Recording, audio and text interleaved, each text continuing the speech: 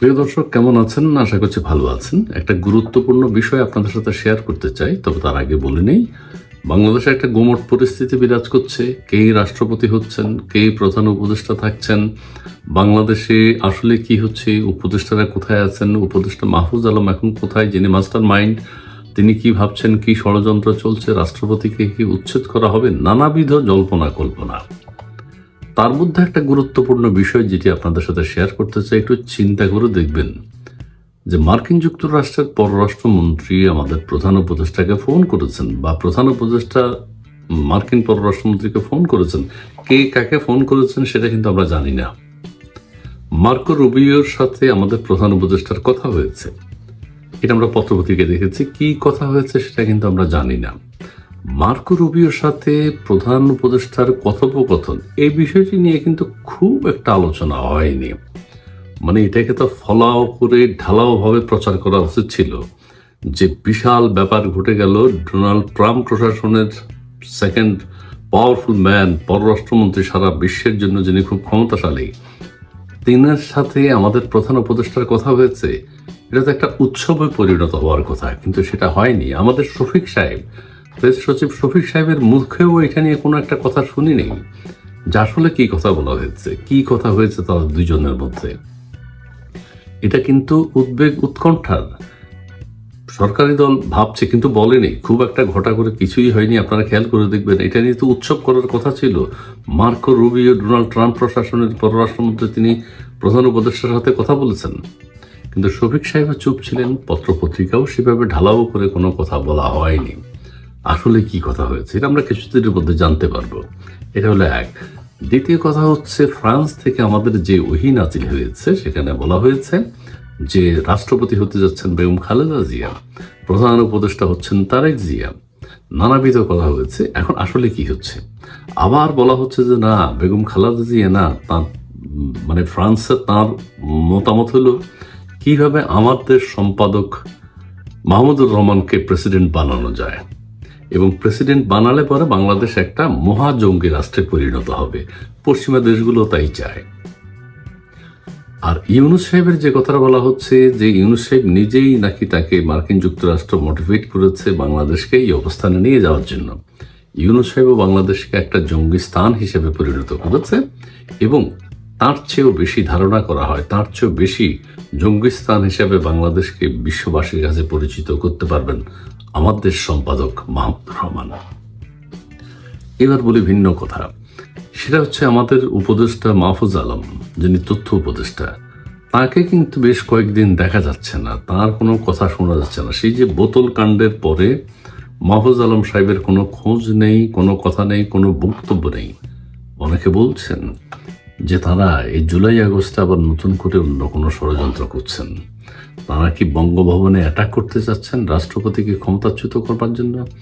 তারা কি জুলাই আগস্টে যে জুলাই সনদ হওয়ার কথা সেটি রচনা করছেন, নাকি অন্য কোনো চক্রান্ত চলছে? আগামীতে নির্বাচন হবে কি হবে না, তারা কি সেই ধরনের কোনো ষড়যন্ত্রে লিপ্ত রয়েছেন?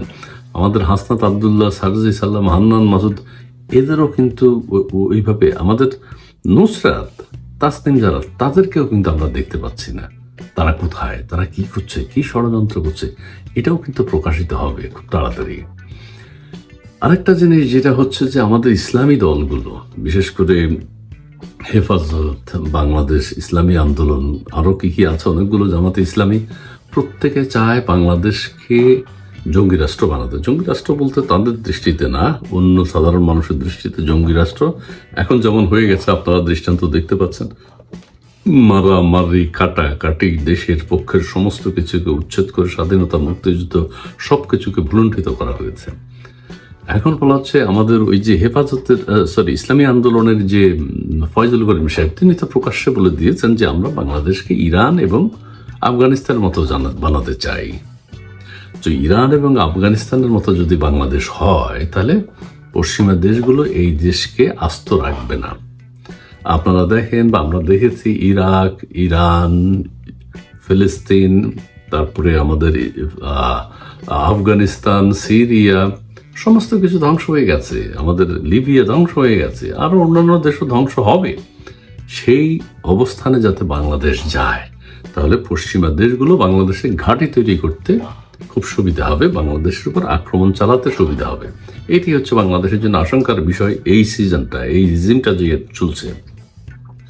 আরেকটা জিনিস খেয়াল করবেন, কাতার, কুয়েত বা সৌদি আরবে আমেরিকা আক্রমণ না করলেও তাদেরকে কিন্তু অর্থনৈতিকভাবে, সামরিকভাবে আমেরিকা একদম নিজের আয়ত্তে রেখেছে। সব দেশে কিন্তু আমেরিকান ঘাঁটি আছে। কাজেই আমরা সেই দিকে যাচ্ছি। মধ্যপ্রাচ্য যেমন আমেরিকার সাথে এখন আর কোনো কথা বলতে পারবে না, মার্কিন যুক্তরাষ্ট্রের এখন চাওয়া হচ্ছে এই অঞ্চলে, মানে আমাদের অঞ্চলে একটা ঘাঁটি তৈরি করা বা কোনো একটা কিছু করা। তারা সেটাই চাচ্ছে। তাহলে রাশিয়া, চীন, ইন্ডিয়া, মিয়ানমার এগুলো মার্কিন যুক্তরাষ্ট্রের অধীনে থেকে যাবে, আয়ত্তে থাকবে। কিন্তু চীন, ইন্ডিয়া এরা আবার চাইবে না বাংলাদেশ অঞ্চলে মার্কিন যুক্তরাষ্ট্রের কোনো ঘাঁটি হোক। আমি এখন যেই কথাই বলতে চাই, বাংলাদেশে যে সবাই আমরা নির্বাচন চাই, নির্বাচন প্রসঙ্গে আসি, নির্বাচন হোক, নির্বাচন হলে এক ধরনের একটা সমাধান। কিন্তু অতীতেও আমরা যা দেখেছি, ভবিষ্যতে আমরা যা দেখব, এখনো যা দেখছি, জ্বলন্ত দৃষ্টান্ত এখন যে লুটপাট তন্ত্র, পরিবারতন্ত্র, প্রত্যেকের নিজের উন্নয়ন, নিজের রাজনৈতিক দলের নেতা কর্মীদের উন্নয়ন ছাড়া এই দেশে আর কোনো কিছু হতে আমরা দেখিনি, হতে দেখছি না, হতে দেখব না। কাজে নির্বাচনও যদি হয়, একটা সিস্টেমের মধ্য দিয়ে বাংলাদেশকে কিভাবে লুট করা যায় সেটি হচ্ছে নির্বাচন। প্রত্যেক রাজনৈতিক দল দেশের মানুষের এত সেবা করতে চায় কেন? গায়ে পড়ে এত সেবা করতে চায় না, সেবক হতে চায় কেন? এটা তো কষ্ট আছে, পরিশ্রম আছে, কেন করতে চায়? একটা অ্যাপার্টমেন্টের যে সমিতি, সেটারও সভাপতি, সেক্রেটারি হওয়ার জন্য মিছিল মিটিং চলে, হতে চায়। কি কারণ? স্বার্থ আছে, লুটপাট আছে। আর রাষ্ট্রের ক্ষমতায় কেন সেবক হতে চায়, মানুষের সেবা করতে চায় কেন? লুটপাট, নিজের পরিবারের, নিজের বংশের, নিজের রাজনৈতিক দলের, সারা দেশের সম্পদ তারা লুটপাট করবেন একটা সিস্টেমের মধ্য দিয়ে। তারা ক্ষমতায় যেতে চান। এটার পরিবর্তন করতে হবে। কাজে আমাদের নির্বাচন পদ্ধতি এবং হলেও মানুষ যাতে মানুষের সাথে মানুষের মতো আচরণ করে। আমরা এখনো দেখছি না, অতীতও দেখিনি, ভবিষ্যতেও দেখবো না আশা করি। এর পরিবর্তনে তো অনেক সময় লাগবে। এত আলোচনা, এত সমালোচনা, এত ষড়যন্ত্র, এত সংবিধান সংশোধন, এত নির্বাচনের, এগুলো কেন চলছে? লুটপাট এগুলো কেন হচ্ছে? কিভাবে সিস্টেমের মধ্য দিয়ে দেশকে ধ্বংস করা যায়, দেশের মানুষকে ধ্বংস করা যায়? মানুষের কল্যাণে কেউ কোনো কাজ করে না, এটাই স্বাভাবিক, এটাই হবে, এটাই হচ্ছে। তারপরেও একটা নির্বাচন হলে এক দল কেন্দ্রিক লুটপাট হবে, এটা স্বাভাবিক। সেটা হবে, তারপর আরেক দল এটাকে গ্রাস করবে। কিন্তু এই মানবিকতা যতদিন আমাদের মধ্যে জন্ম না নিবে, রাজনৈতিক দলগুলোর মধ্যে, এখন আপনারা বলতে পারেন হয়তো ইসলামী দলগুলো ক্ষমতায় আসলে তারা ঘুষ, দুর্নীতি এগুলো করবে না। তারা ঘুষ, দুর্নীতি, ঘুষ খাবে না, কিন্তু তারা ওপেন টাকা পয়সা আমাদের থেকে নেবে। হাতে হ্যান্ডশেক করতে হবে, টাকার বান্ডিল দিতে হবে। এটা এখনই তো আমরা দেখছি। আমাদের ফয়জুল করিম হুজুর সাহেবের দেখলাম যে বাচ্চারাও টাকা দিচ্ছে ওনাকে হ্যান্ডশেক করার সময়, এবং যে বাচ্চা টাকা দিচ্ছে তাকে একটা ফু দিচ্ছে।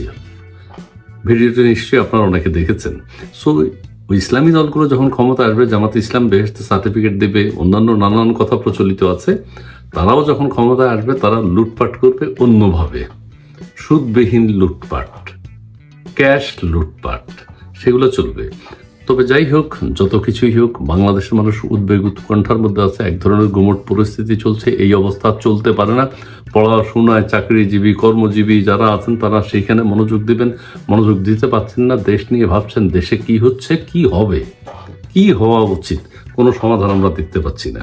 নিশ্চয়ই বিদেশি শক্তির একটা অংশগ্রহণ বাংলাদেশে আছে, যেই কারণে গুমট পরিস্থিতি। সবশেষ আবারও বলতে চাই যে মার্কো রুবিও মার্কিন পররাষ্ট্রমন্ত্রীর সাথে আমাদের উপদেষ্টার কথা হয়েছে, বিষয়টা কিন্তু অত ঘটা করে পত্রপত্রিকায়ও আসেনি। আমাদের ওই ডাস্টবিন শফিক সাহেব এই বিষয়ে কোনো বক্তব্য রাখেননি। আসসালামু আলাইকুম।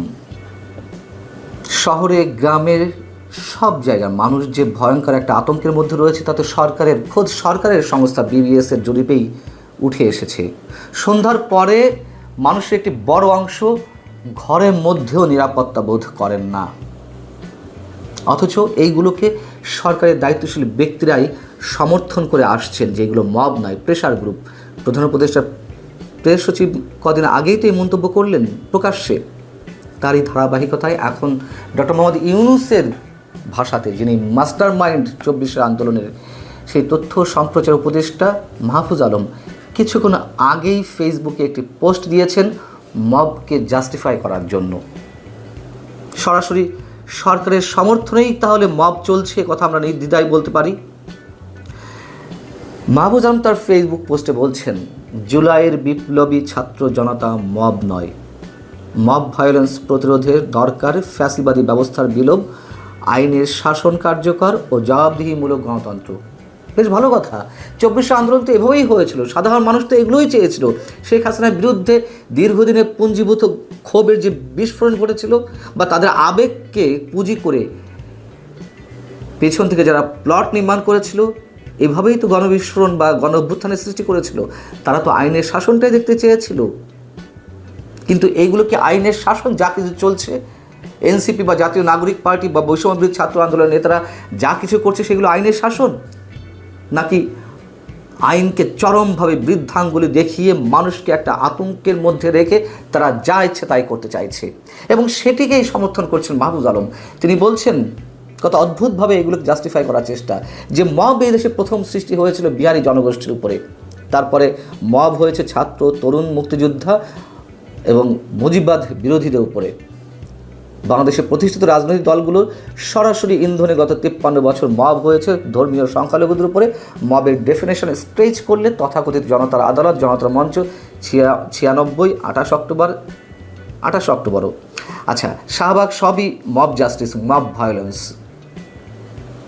একটা যুদ্ধ বিধ্বস্ত রাষ্ট্রে আইন শৃঙ্খলা ইনস্টল করার সবচেয়ে বড় যে চ্যালেঞ্জ ছিল 71-এর পরে, সেটিকে তিনি এক্সাম্পল হিসেবে নিয়ে এসে এখনকার মবকে তিনি জাস্টিফাই করার চেষ্টা করছেন।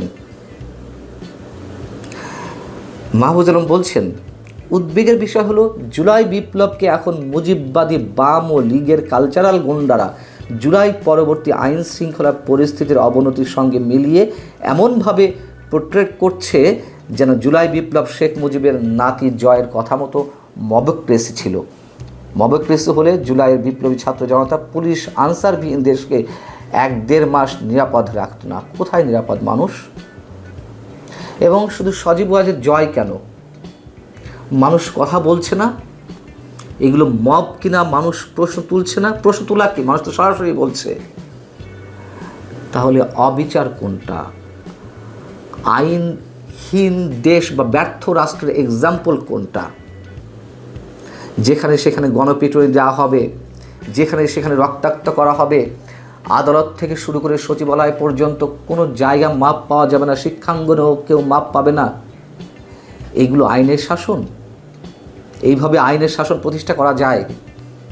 কি অদ্ভুতভাবে আমাদেরকে নসিহত করছে, কি অদ্ভুতভাবে আমাদেরকে দেশে আইন কানুন শেখাচ্ছে। এবং তিনি বলছেন, গত কয়েক মাসে রাজনৈতিক ও সামাজিক ফ্যাসিবাদের অংশীদার না হয়েও হরে দরে মব ভায়োলেন্সের দায় নিতে হচ্ছে জুলাইয়ের বিপ্লবী ছাত্র জনতাকে। তারা সবাই বিপ্লবী যা করছে। এবং তিনি স্পষ্টভাবে বলছেন, জুলাইয়ের পরে মব হলে বা সে সুযোগ তৈরি করা হলে এত সুশীলতা আর অ্যাপোলজেটিক আলাপ আসতো না। তার মানে কি? যারা এর বিরুদ্ধে কথা বলছে, যারা পুলিশ সদর দপ্তরে তালা ঝুলিয়ে দিচ্ছে, যারা মব ভায়োলেন্স সৃষ্টি করে একজন নিরাপরাধ পুলিশ কর্মকর্তাকে প্রত্যাহার করতে বাধ্য করছে, রাস্তাঘাট বন্ধ করে ঘন্টা পর ঘন্টা 8 ঘন্টা পটিয়াতে যেটি হলো দুর্ভোগ সৃষ্টি করে তাদের দাবি আদায় করছে, এগুলো মব না, এগুলো আইনের শাসন প্রতিষ্ঠা করা।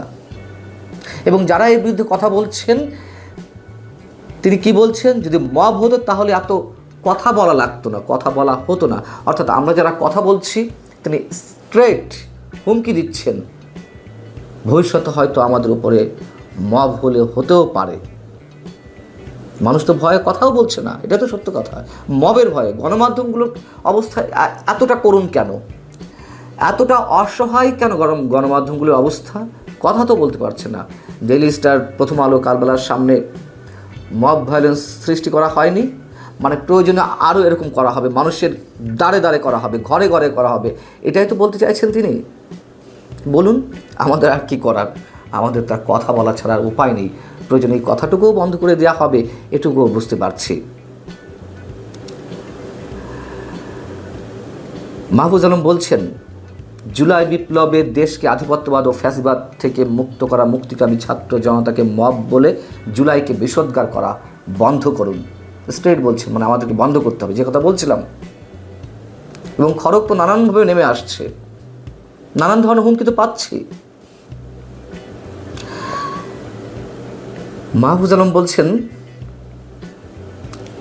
এর আগে মানে মব মানে বিপ্লবী উদ্দেশ্যহীন প্রতিহিংসা ও প্রতিশোধ পরায়ণ মানসিকতা লালন করা সুযোগ সন্ধানী গোষ্ঠী। জুলাইয়ের বিপ্লবী ছাত্র জনতার উদ্দেশ্য পরিষ্কার, গণতন্ত্র ও মানবাধিকারের প্রতি তাদের শ্রদ্ধা অতুল ও তারাই বাংলাদেশের ভবিষ্যৎ। আহা, কি মানবাধিকার রক্ষা করছেন আপনারা?